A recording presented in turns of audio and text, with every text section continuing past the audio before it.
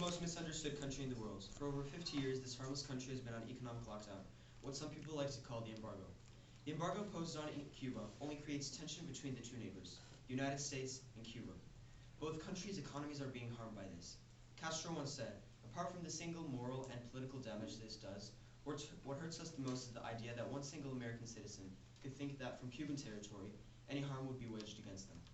The Cubans have shown signs of good faith, and we believe that the time for change is now. With these words in mind, the U.S. federal government should lift the economic embargo on Cuba. Roman numeral 1, significance A. The embargo has been supporting oppression and wasting people's time for half a century. Daniel Griswold, Cato Institute, 4 decades of failure. U.S. embargo against Cuba, Cato.org, October 12, 2013. Castro's government stands against every value and principle we hold dear at the Cato Institute. His government is a tyranny by any definition. For almost half a century, the United States government has tried to isolate Cuba economically in an effort to undermine the regime and deprive it of its resources. Instead, it has wasted the Cuban people's time and has led to their oppression. 2. Harms. A. Cuban people do not have liberty. Going online in Havana, internet under surveillance, report from the British Commissionary Judge, Havana to the Foreign Secretary, Lord Stanley. September 30, 2013. Thomas Hugh, Cuba, The Pursuit of Freedom, page 1050. Human rights in Cuba are under the scrutiny of human rights watchers who accuse the Cuban government of systematic human rights abuses, including torture, arbitrary imprisonment, unfair trials, and extrajudicial execution. Cuban law limits freedom of expression, association, assembly, movement, and the press. Concerns have also been expressed about the operation of due process. Censorship in Cuba has also been at the center of complaints. Most immigration is illegal. B. Due to the embargo, there is a lack of agricultural resources that are needed for natural disasters and food shortages. Chelsea Zimmerman, fellow at the Center for the Study of the President and Congress, Rethinking the Cuban Trade Embargo, an opportune time to amend a broken policy. A dialogue on the presidential challenges and leadership, June 2, 2012. Cuba has a large deficit of agricultural resources that are needed to amend natural disasters as well as food shortages around the country. Cuba has been making efforts to recover from the damage caused by its recent hurricanes. A policy environment to open international trade and investment is a necessary ingredient to sustain high rates of economic growth and to promote political freedom through exposure to new technology, communications, democratic ideas, food, and agricultural resources. C. Due to the embargo, Cuba's unique medical and ecological resources are wasted.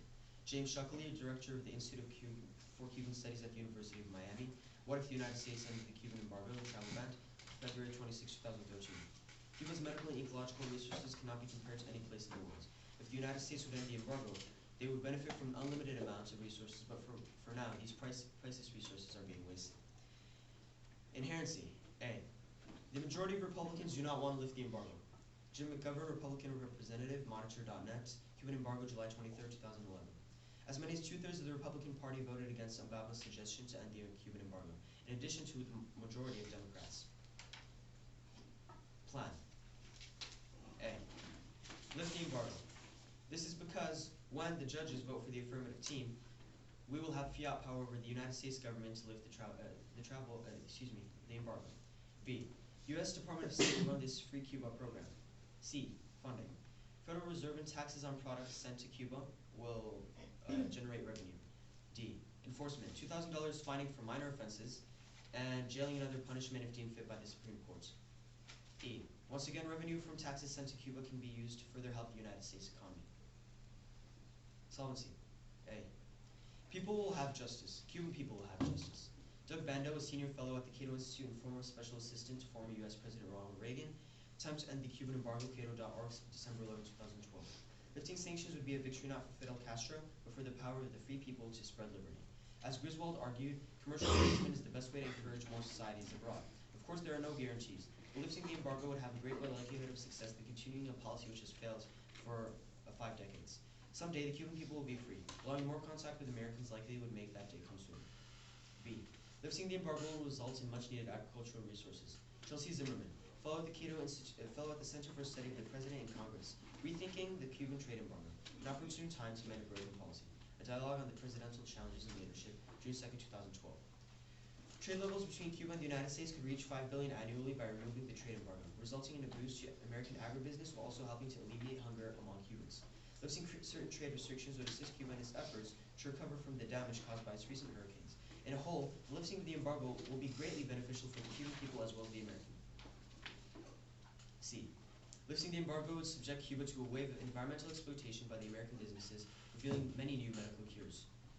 Cornelia Dean, lecturer in environmental studies at Brown University, Conserving Cuba After the Embargo, New York Times, December 25, 2012. Cuba has a priceless ecological resources. Scientists are eager to discover its landforms if the embargo is lifted. Its mountains, forests, swamps, coasts, and marine areas are rich in plants and animals, some seen nowhere else. If the Cuban embargo ends, the island could face a flood of investors from the United States and elsewhere, eager to explore those landscapes to reveal the priceless cures and resources in it. The benefits would be overwhelming for both countries. In conclusion, judges, lifting the Cuban embargo will not only benefit the United States economy, but will also lead Cuba to a free and modernized society. Through this economic engagement, these two countries would be given the opportunity to mend the eradicated ties between one another. So please vote affirmative if you want America to build a bright future for its citizens and the citizens of Cuba.